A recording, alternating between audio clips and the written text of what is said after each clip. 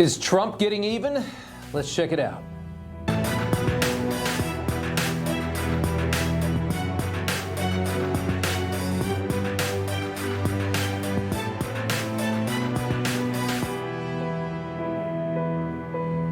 And welcome to Rob Schmitt Tonight. Tish James under investigation for mortgage fraud. Adam Schiff under investigation for mortgage fraud. And early this morning, John Bolton, a man who once cheered on the Mar-a-Lago raid, found himself to be the target of a DOJ raid at his own house. The FBI raiding Bolton's Bethesda, Maryland home at 7 a.m., also his office in Washington, D.C., part of an investigation into his handling of classified documents, all centering around his book, The Room Where It Happened. You remember this. Written after Bolton was fired by Trump, it skewered the president as an uninformed fool on foreign policy, not nearly as smart as John Bolton. An allegation, of course, that sounds awfully stupid these days when you think about foreign policy in this administration and the progress that we've seen around the world, thanks to the president. The White House asked him not to write this book. John Bolton did it anyways, and now it appears a Maryland magistrate judge sees enough evidence that Bolton put classified information into that book to sign off on today's FBI raids. Vice President J.D. Vance taped an interview with Meet the Press today. It's for Sunday, but he was asked about John Bolton, and NBC released this. We're in the very early stages of an ongoing investigation into John Bolton. I will say we're going to let that investigation proceed. What I can tell you is that unlike the Biden DOJ and the Biden FBI, our law enforcement agencies are going to be driven by law and not by politics. And so if we think that Ambassador Bolton has committed a crime, of course, eventually prosecutions will come. Classified documents are certainly part of it, but I think that there's a broad concern about Ambassador Bolton. They're going to look into it. And like I said, if there's no crime here, we're not going to prosecute it. If there is a crime here, of course, Ambassador Bolton will get his day in court. That's how it should be. So 3 years ago, when the Biden DOJ raided Mar-a-Lago, the home of a former president, for classified documents, here was John Bolton's reaction. Take a listen. It's important that everybody take a deep breath here. This is a very serious matter, and it would be better if we could let the legal process play out. I know that may be frustrating to some people, but the seriousness of it itself dictates that we try and proceed in the most orderly way we can. Well, it's an interesting comment when you think about how the situation sits today. We'll play a little bit more from John Bolton on the same subject line, the Mar-a-Lago raid. Take a listen. I don't think he cared about the classification system. I don't think he appreciated the sensitivity of this information. It's very hard to speculate on motive other than that he liked cool things. He saw things that so he wanted to take them, and he was pretty much able to take them, and not just on classified information matters, on all kinds of things that crossed his desk. Some days he liked to eat a lot of French fries. Some days he took classified documents. He wanted them. Why did he want them? Because he could get them. We'll see where the investigation leads, of course. And as expected, the mainstream media is going berserk over this because, to be honest with you, it clearly is payback time. Adam Schiff, Big Tish, and now John Bolton, you'd have to be blind to not see this. But you'd have to be a fool to not have expected it. After what Washington has done to Donald Trump, did they really think that he was going to come back and just forget and forgive all of that? They weaponized the government to destroy their political opposition. They tried to destroy this man in every possible way that they could. They tried to bankrupt him, destroy his businesses. They tried to put him in prison, an ex-president with a mugshot. What they did was so twisted, it was so toxic, it was so shocking, it literally ushered Trump back into power in 2024. You think he wasn't going to get even? You didn't think he was going to put people in place that were going to do this?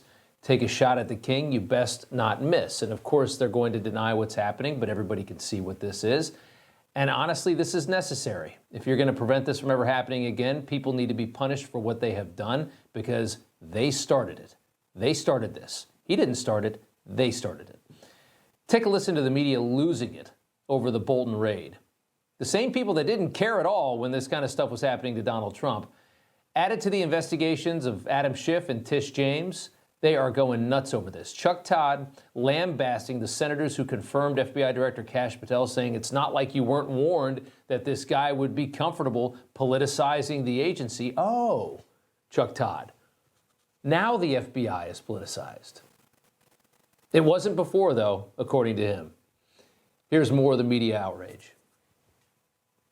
The fact that the vice president of the United States jumps on that suggests that this is a politically motivated gesture. My suspicion is this looks performative and political, and that is highly concerning. The FBI should not be used as a tool to go after political enemies. The timing of this is chilling. This seems to be just blatant, bald-faced retribution because Donald Trump doesn't like him and sees him as having, betrayed him.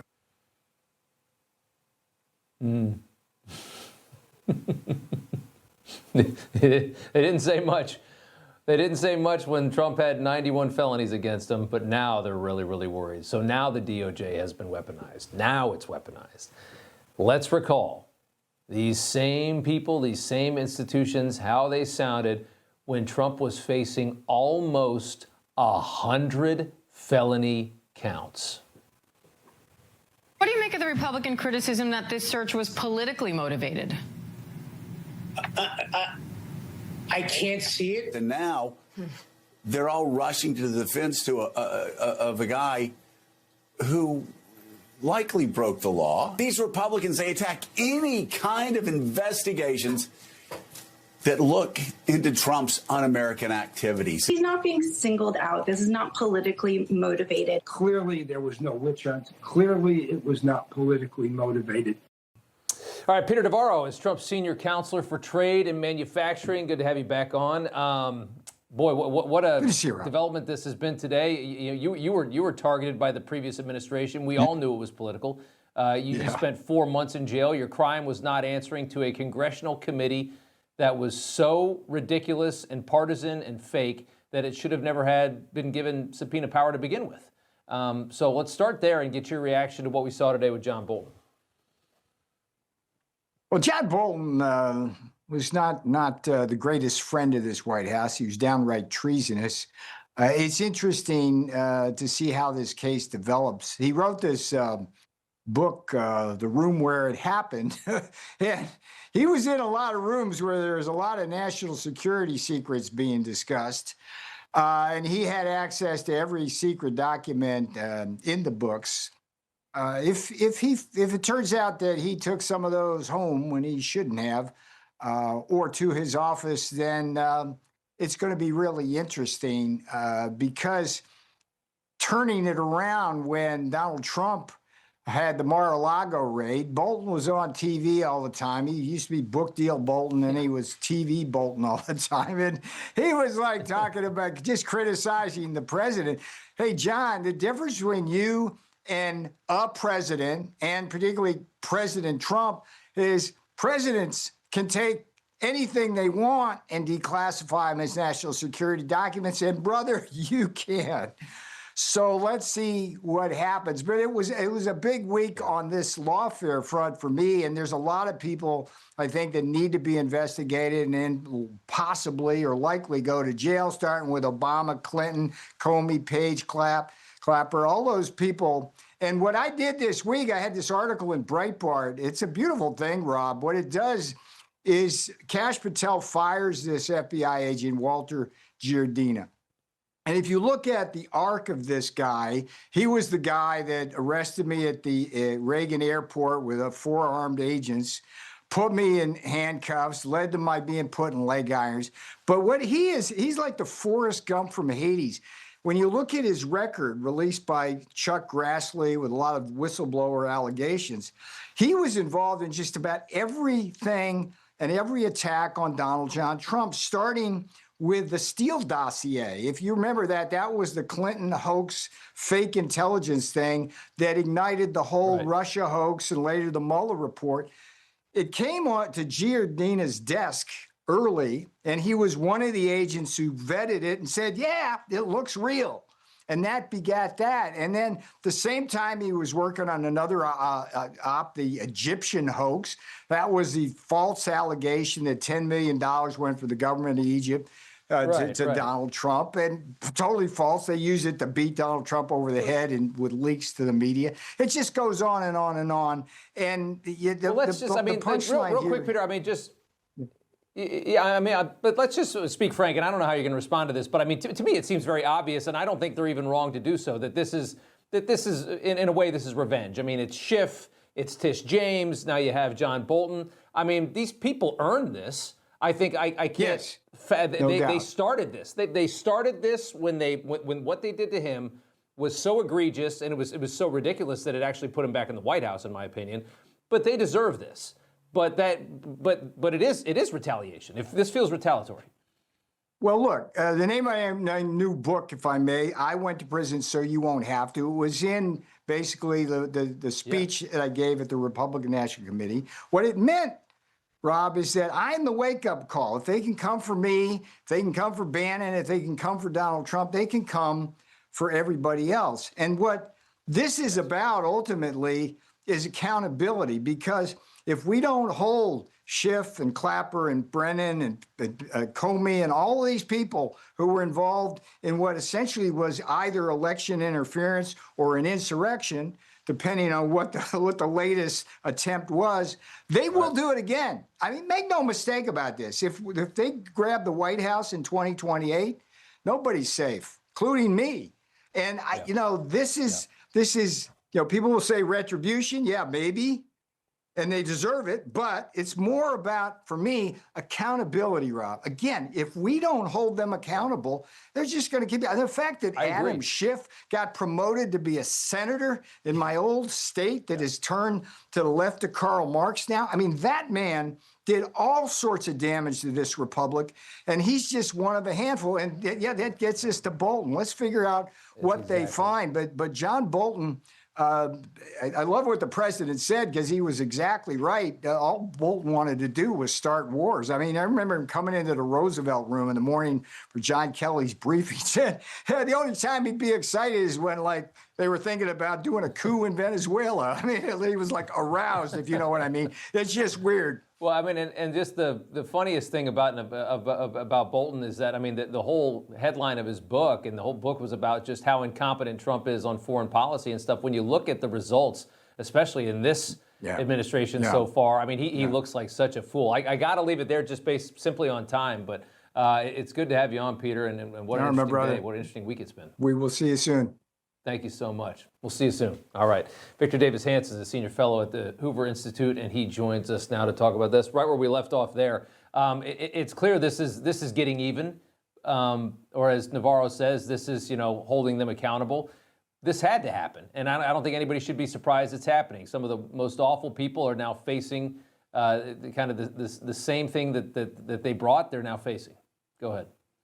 Yeah, I mean, it's kind of ironic or nemesis. As long as Donald Trump didn't order it, and there is a wall between the FBI's and the DOJ's discretion whether or not to investigate. Not that they are not influenced by his presence, but as long as he's not, then it is.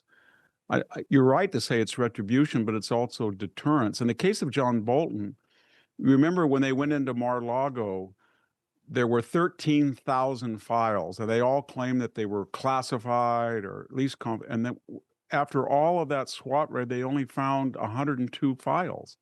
It was like 0.08% or less. And yet John Bolton, I remember at the time, commented that Donald Trump had no respect for the classified system, and basically he deserved what he got. So if he did take notes, I don't think he actually would be stupid enough, because he is an experienced lawyer and he was in the DOJ for years. But if he took notes at these meetings in which he was with heads of state sitting in there, or he talked to the president and classified information was discussed and he recorded it, and then he used those notes, as apparently the judge during the last months of the Trump presidency thought that when they were investigating him for improper use of classified files. I think he probably may have been indicted had not Trump lost the election and Biden kind of stopped the investigation. But if he did that, and I'm not saying he did, then he's going to have exposure. But when I read his memoir, and if you read it, it's pretty explicit about things that were said in his presence that it seemed to involve information that the public shouldn't know about. And he actually wanted, he really did, he wanted it vetted, he wanted it out during the campaign because he was so embittered about his loss. And that was also ironic because, remember, he had only enjoyed a recess appointment from George W. Bush as UN ambassador in the George W. Bush administration, only for a year because it was a recess appointment. But he was toxic among the left. They would not allow him ever to be confirmed for any job. Yeah. In any administration. It was only by the largesse of Donald Trump that he got back into government as a national security advisor because he didn't need Senate approval for that slot. And then he kind of repaid that kindness with what he became. Oh, he was awful. And in 10 seconds, I really have just 10 seconds here, but you say that this is a deterrent. You're not worried that this will just lead to the next administration doing the same? I am worried. I am worried about it, absolutely. But it's at some point, somebody has to say we have to stop. And I don't know whether it depends on the culpability. We have no idea what they found. If they find things like they did at Mar-a-Lago, then you're right. It's a tit for tat. It's a bad idea. If they find things that are much more revealing than what they found at Mar-a-Lago, that's a different story. And it's justified, yeah. Victor Davis Hanson, good to see you. Thanks so much. Thank you. Federal cleanup of D.C. has gone better than anyone could have imagined. Now Trump says more cities are to come. And after we do this, we'll go to another location and we'll make it safe also. After we do this, we'll go to another location and we'll make it safe also. We're going to make our country very safe. We're going to make our cities very, very safe. Chicago's a mess. You have an incompetent mayor.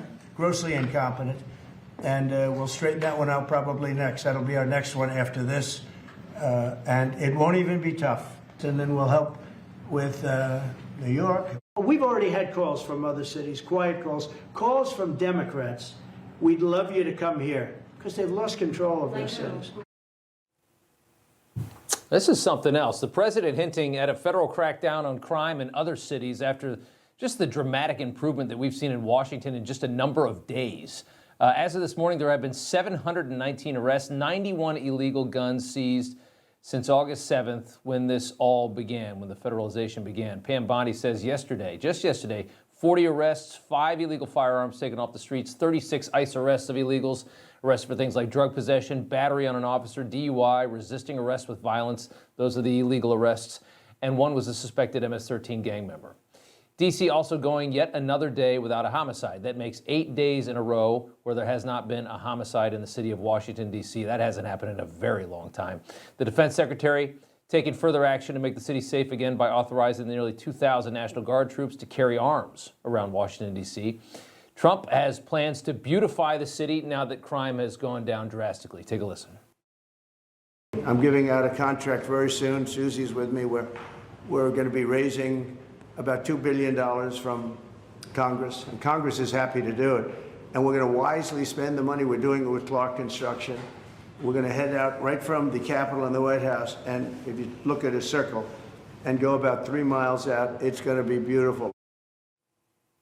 So there you have it. Rick Grinnell with us tonight, the presidential envoy for special missions, also the Kennedy Center president. And Rick, it's good to see you again. I think this is absolutely brilliant politics to kind of force these cities to become safe and clean against their will. I think on the other side of this, it's going to be amazing to see the political change that comes from it.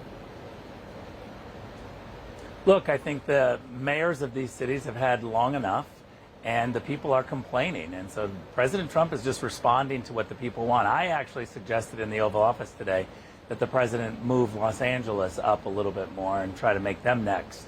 You know, we've got the Olympics coming in Los Angeles, and the city is a mess. The homeless people are everywhere. It's making it very unsafe. Crime is out of control.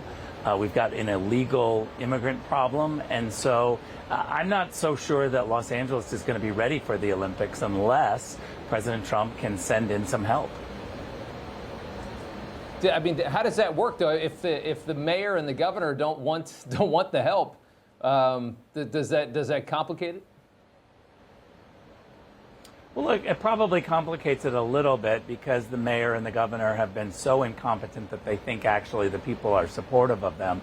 But I can tell you that the people, especially after the fires in Los Angeles, they don't believe that Karen Bass is able to bring about enough change or enough safety to be able to have the Olympics in Los Angeles. And so this is a very big deal. Talked to the president about it, and I think Los Angeles and the people of Los Angeles deserve to have safety. And that's all we're talking about. We're talking about doing the things that the mayor and the governor have failed to do, which is to keep the public safe, safe from the homeless that are harassing them, safe from crime.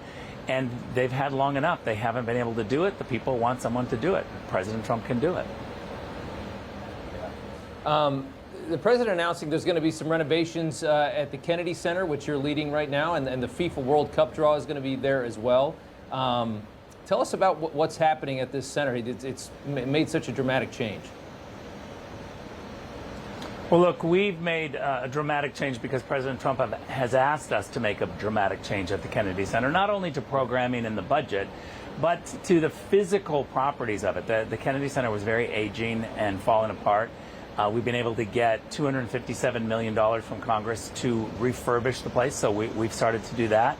Once we announced that, then FIFA said that they would like to come and announce all of the bracket draws at the Kennedy Center. This is one of the largest events for sports, not just the World Cup, but the announcement for the brackets for the World Cup. And so we'll have 1 billion people watching on Friday, December 5th, watching live from the Kennedy Center as the balls are drawn and we see who is playing whom in the World Cup. The World Cup takes place in America the following July of 26. And so this is a really exciting time, and the Kennedy Center is proud to be the host.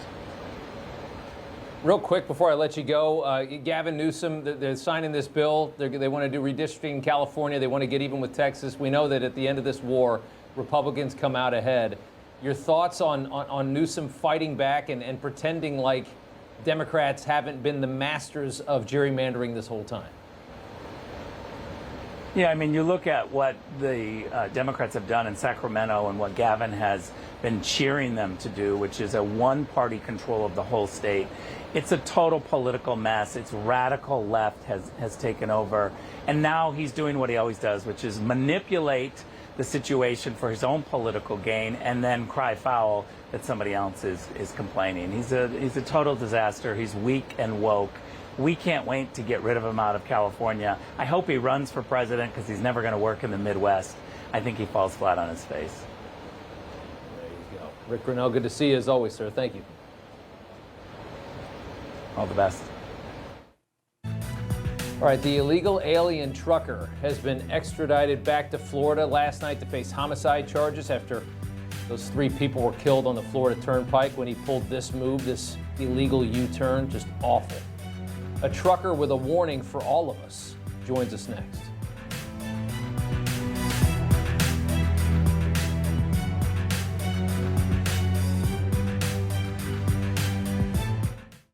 All right, welcome back. Secretary of State Marco Rubio announcing last night an immediate pause on the issuance of worker visas for commercial truck drivers, bringing in people from other countries to drive trucks in this country, adding the increasing number of foreign drivers operating large tractor trailers on U.S. roads is clearly endangering American lives and undercutting the livelihoods of American truckers as well. Of course, this comes after illegal alien Harjinder Singh, who obtained his CDL in Gavin Newsom's California, pulled the move right there on the screen, attempting to make an illegal U-turn on the Florida Turnpike. A highway, a split highway going 80 miles an hour. Let's just stop in the middle of the highway and make a U-turn. Even though there was a clear sign that said you can't make an illegal U-turn, and anybody with a brain knows you can't do it anyways, especially in an 18-wheeler. The move killed 3 people. You see the van crash right there. You see the reaction from Singh. Doesn't seem too bothered, doesn't run out of the truck to see if he can help anybody, just turns it off and looks around. He was extradited to Florida last night, where he will face homicide charges. After the crash, Singh answered 2 of 12 questions correctly in an English language proficiency test. 2 of 12. And he could only identify 1 of 4 road signs accurately. But in California, that's all you need to get a commercial license to drive an 18-wheeler that weighs 10,000 pounds. DHS also announcing today Singh's brother, the passenger in the truck, Harneet Singh, also from India and illegal, has also been arrested and is also facing 3 counts of vehicular homicide as well. Cole Stevens is a member of American Truckers United and Chief Strategy Officer of Stevens Trucking, and he joins us now. And Cole, how widespread of a problem is this? You're in this industry. How bad is it? Thanks for having me, Rob. It's very widespread. It's across all of America. This problem's been building up for years now. It's really coming to a head.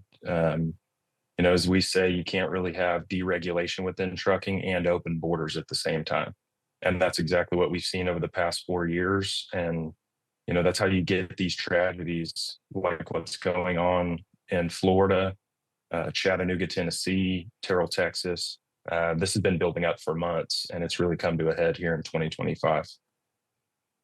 A lot of people just driving these big trucks don't know the road signs, don't know how to read an emergency sign, don't really speak the language. That's what we have. Absolutely. That's why, we're so glad that the Trump administration rolled out the English language proficiency executive order that you rolled out in late April. You would think that it's pretty common sense to be able to speak English and read road signs. But we also believe in our coalition that this is a much, much deeper problem. This is very systemic and very organized. Have you ever seen, is that the dumbest thing you've ever seen somebody do with a truck? Stop in the middle of the Florida Turnpike and try to flip a U-turn in the middle of a highway? I've never seen anything like that. Yeah, actually, you see this far too often nowadays. We've seen a lot of crazy stuff out there, but it just continues to build and continues to get worse. This is definitely, a major tragedy. I mean, obviously, you can see the no U-turn sign right there in the median. And if you're able to actually identify that, you can't be doing that. I mean, lives being lost, absolute tragedy. But there's some wild things going on right now on America's highways, and they're not safe. If DeSantis pulling the trucking company's license, is that going to stop that company from doing this? Will they figure out a way to go work around that? Like I said a minute ago, it's very organized. There's something that we in the business call chameleon carriers or ghost carriers. A lot of these nefarious actors buy 10 or 12 US DOTs at the exact same time. And as soon as something bad like this happens, they just shut that company down. They switch all their assets over to another company, and they keep on rolling right down the road. But we're also blessed that the Trump administration and these US DOT officials that we've been working with, they're working day and night to get this issue resolved, because it genuinely is a public safety hazard that has to be addressed. And we're thankful for all the secretaries and the different agencies that are working on this. Yeah. Terrifying for people driving on the road, weekend road trips, things like that in the summer. Cole Stevens, thanks so much. We appreciate it. Thanks for having me. DOJ releases the full transcript of Todd Blanche's interview with Ghislaine Maxwell. We'll talk about that next. I think they were friendly, like people are in social settings. I don't think they were close friends. I don't recall ever seeing him in his house, for instance. I actually never saw the president in any type of massage setting. I never witnessed the president in any inappropriate setting in any way. The president was never inappropriate with anybody. In the times that I was with him, he was a gentleman in all respects. Welcome back. Amid so many demands for transparency on this, the Justice Department today has released the full transcript of Deputy Attorney General Todd Blanche's big meeting and interview with Ghislaine Maxwell. The audio is out. It is extensive. The highlights of it: that Maxwell doesn't believe that Jeffrey Epstein killed himself. She also says she never saw President Trump get any massages or act in any inappropriate setting with underage girls, despite the fact that we know that Epstein was a member at Mar-a-Lago, that they were in the same social circles. She never saw anything inappropriate of President Trump. She also says that she does not recall former President Bill Clinton ever visiting Epstein Island. So joining us now to talk more about this, Dr. Michael Savage, host of Savage Nation right here on Newsmax. This was a big release today. The administration doesn't really like talking about this. They don't like the distraction of it, but they did put this out. Your thoughts? I hate to say I thought this is what we would find out, because otherwise the DOJ never would have let her release these tapes. I mean, let's be real. The fact is, Trump didn't need that for his pleasure. The man was probably the most visibly important man in New York City, probably could have had any number of lady friends if he wanted them. What did he need to mess around with this for? Number two, what is she actually trying to get out of this? Like a get out of jail card free? I mean, that's what she wants. Yeah. And I think she's probably going to get it. I think it's true. And I think that she's going to find herself on the streets again rather than behind bars. She also says that there is no client list, which is, I think a lot of people are going to struggle to believe that. And then you start to wonder, is she just saying all the right things here? Well, I think she's saying what she needs to say in order to get on the good side of those who have her life in their hands. And I don't know what's involved here, but of course there's a client list. First there was, then there wasn't. The DOJ got up there. The FBI said, we have the list. You're going to see the list. Here's the list, but we're holding the list. The list will come out. You'll see it any minute. Then I'm sorry, there is no list. So everyone's saying, come on, stop it already. Where's the list? So she's protecting not only herself, Rob, she's protecting not only herself, but people who could make sure that there's not another incident in prison along the lines of Epstein. Yeah, it just still seems like it just feels like there's some people that can't be touched, and I don't know who they are, and I don't know how important they are, but it just seems like a bipartisan thing. It comes from both sides of government, and it just feels like she's, as you said, she's saying the right things. Rob, there are people who are above the law. They are the law. It's been true since ancient times. We may not like it. We may think that that's not so, but let's be real. We've seen enough movies and read enough books to know that that is so. Yeah. I want to play this, moving on here, play this from your podcast about leadership. Take a listen to this. Biden was a malevolent dictator. He started wars, Ukraine, Russia. He arrested innocent people who were standing in the plaza on January 6th. He poisoned the minds of thousands, if not more, of children with the whole trans mania. He hijacked the judicial system and used it for his own advantage. Now we're having, at this point, somewhat of a benevolent dictatorship. A benevolent dictatorship is how you labeled the Trump presidency. Explain that concept. Yeah, we've all been asking for it for years. And after the malevolence of Biden, I think benevolence is what we need. And I jokingly or not so jokingly said to my audience, do you want more benevolence or more dictatorship? Let's have a vote on that, because we understand what we are facing here. Here is a president who's trying to stop a war, stop crime in the country, clean up the immigration mess, and he's attacked at every turn by the malevolence of the Democrat Party, which has no bounds to its illness. I've never seen anything like this. I was watching CNN earlier about this redistricting, and they dug up the old hag, Barbara Boxer, who said, oh, yeah, that's terrific that Gavin Newsom is going to eliminate any representation for the Republicans in California. That's what democracy is. Fundamentally, that's what she said. Look, Rob, liberalism is a mental disorder. I wrote that book in 2002. We need to correct the course of this ship, which was heading for an iceberg. I think it hit the iceberg under Biden, and Trump has gotten control of the wheel. He's pulled us off the iceberg. His team is fixing the sides of the ship and trying to set us on a straighter course in plain English. That's what I see going on. I don't disagree. Dr. Michael Savage, Sunday nights here on Newsmax. Good to see you, sir. Thank you so much. Okay, appreciate it. More benevolence, perhaps. There you go. A massive political earthquake, according to DDHQ, one of the top election data organizations. Gen Z, known as the Zoomers, are now the most conservative generation since the Great Depression. That is nearly 100 years. Really apparent among young white men. Trump crushed Kamala Harris with this group by at least 16 points in 2024. Young white men. The results, of course, of them being vilified by the American left and the Democrat Party for years. Did they really think they were just going to keep voting for a party that hates them? Dick Morris joins us now to talk more about this. What do you think of that? Gen Z, I mean, these are the young kids. This is like 90, you're born between 97 and 2012. Go ahead. Well, it's part of the overall trend in the U.S.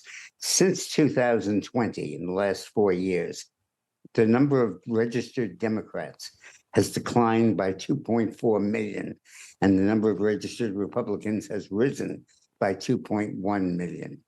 And that's only in the half of the country that releases data by party. So you're seeing a massive shift toward the Republican Party, led, as you said, by Gen Z people. And I think that it's the genius of Donald Trump that rather than working on extinguishing the gender gap, which Republicans have always wanted to do, he decided to take advantage of it. And he piled on and worked hard on getting Gen Z men to switch over and vote for him.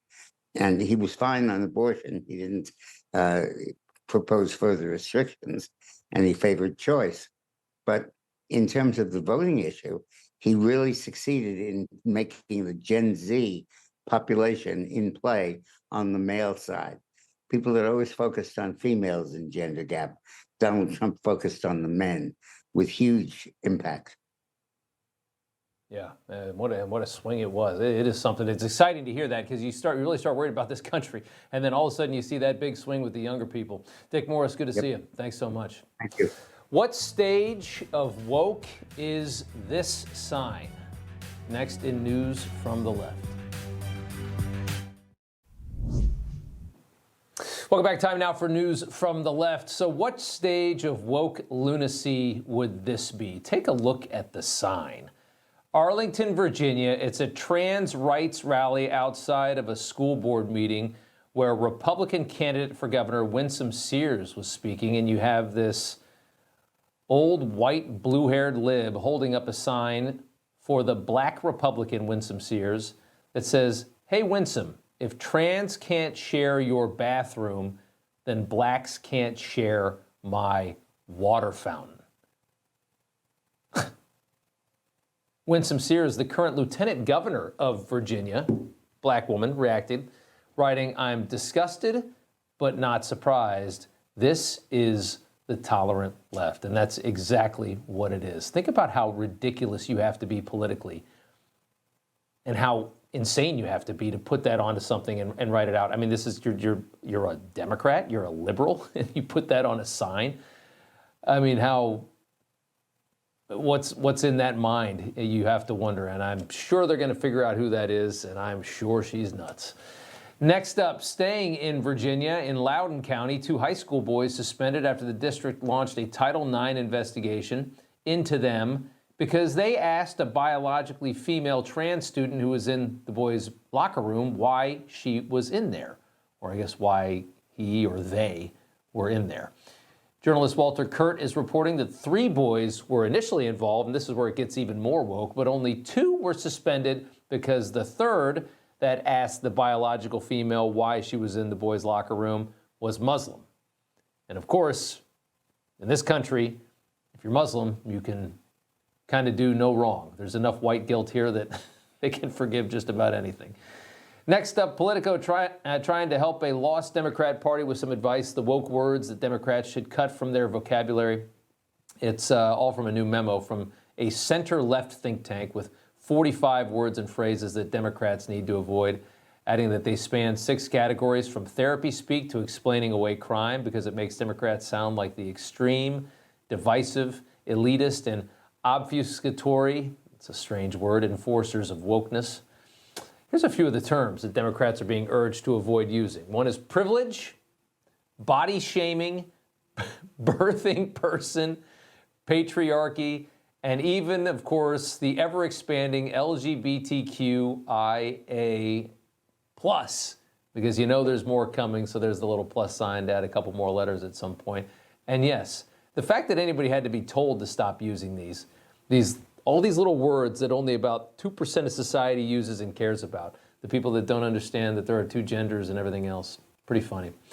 Next up, Woke ESPN has deleted a graphic of so-called icons of SportsCenter's social media page after immense backlash. Take a close look at the page, see who you recognize.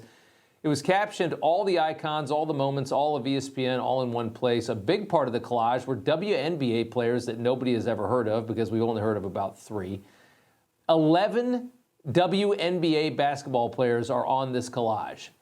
There's only 10 NFL players on it, but there's 11 WNBA players. There's only 3 Major League Baseball players on it and 3 pro hockey players, but there's 11 WNBA players on the collage. ESPN at its best.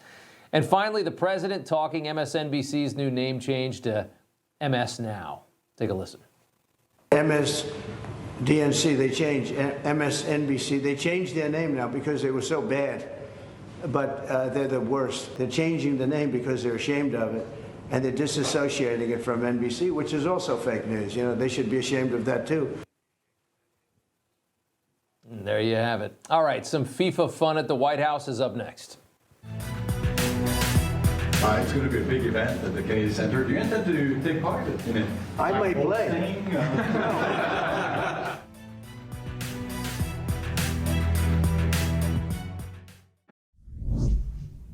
And finally tonight, a hilarious moment today from the Oval Office. Trump had the FIFA guys there talking soccer, World Cup, all that stuff. And he was asked if he plans to take part in any of the FIFA World Cup activities that are coming to the Kennedy Center. Take a listen to this. It's going to be a big event at the Kennedy Center. Do you intend to take part in it? I may play. I mean, I see the money that these soccer players, you know, we call it soccer, but I see the money that these soccer players are making. I may try and play. I'm a very good athlete. I may put on shorts. I look extremely good in shorts and join the play. I look extremely good in shorts. Very Trump. That's it for us tonight. Have a good weekend, and we'll see you back here on Monday. Finnerty is next.